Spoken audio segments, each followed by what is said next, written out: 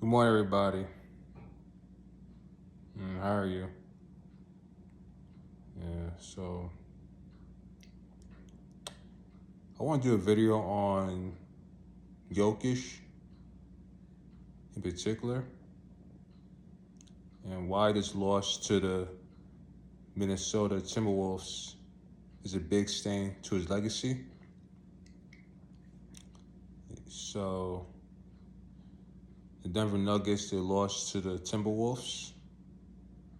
And right now, the Timberwolves move on to round two against the San Antonio Spurs. And this has been a very bad series for the Denver Nuggets and Nikola Jokic in particular. Just mainly because he had been struggling to play well against Rudy Gobert. And pretty much in some of the games, Rudy Gobert has locked him down. He's been playing really good defense against Jokic, and Jokic has been struggling against him. And pretty much I saw one segment of McDaniels wearing a black hoodie, and you couldn't really see his face. He kind of looked like somebody who was going to rob a bank.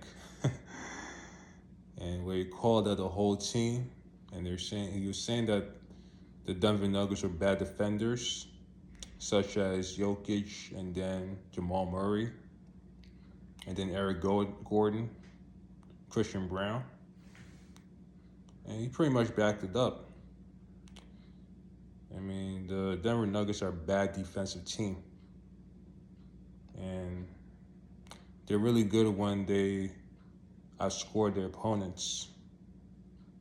And the team is not as good as they were in 2023 when they won a championship. And they don't have as much perimeter defense as they had with KCP. And they also had Jeff Green and Michael Porter Jr. And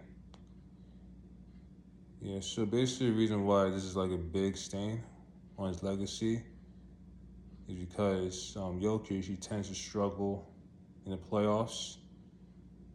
And so far in his career, he only has one championship. And he's only been in one final in his career. And he has he has a Finals MVP, and he has 3 regular MVPs, but they're really not enough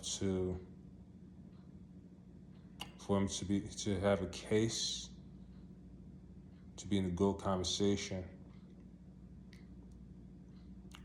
and to also be a top 5 center in NBA history.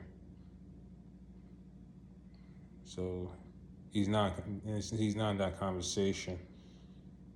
And the good thing about Jokic is that he could score a lot of points. He could post up. He's a very skilled big man.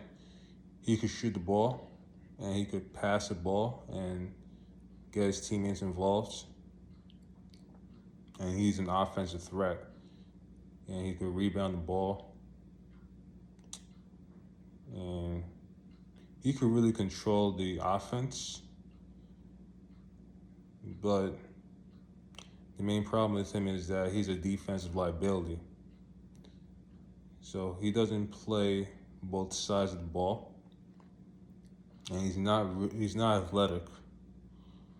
So it's very easy for teams to slow him down if you have a strong, athletic big man who could defend him. And that's what the Timberwolves had. So they had Rudy Gobert, who matches up with Jokic. And As you can see, he was giving trouble. And also last year in the playoffs against the OKC Thunder, he struggled in Game 7 against Caruso.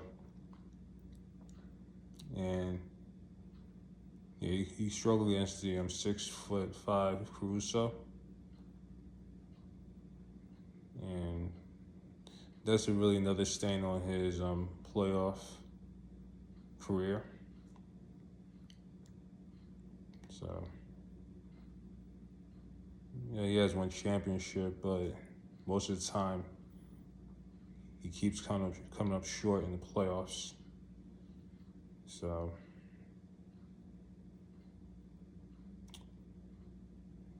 yeah. So basically, the Denver Nuggets, they need to make changes to their roster, and maybe the coach needs to. They need to have a new coach on their team. So it just looks like the coach that they have is like he's too nice. He's not really he's not like a really feisty coach who will like really push his team to do whatever it takes to win. So he's not like a Greg Popovich. So he doesn't have that type of personality. So, well, that's it. That's all I have to say about Jokic. I don't think he's ever going to win another championship or another MVP. Is just because his game is limited.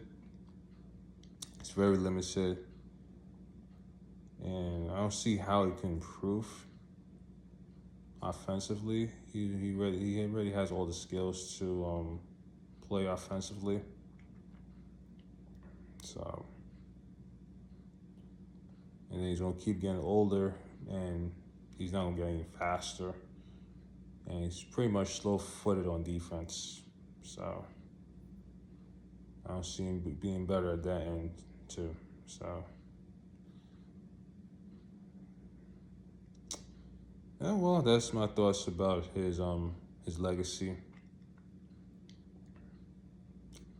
Subscribe to my channel, like the video, share, comment what you think about Jokic.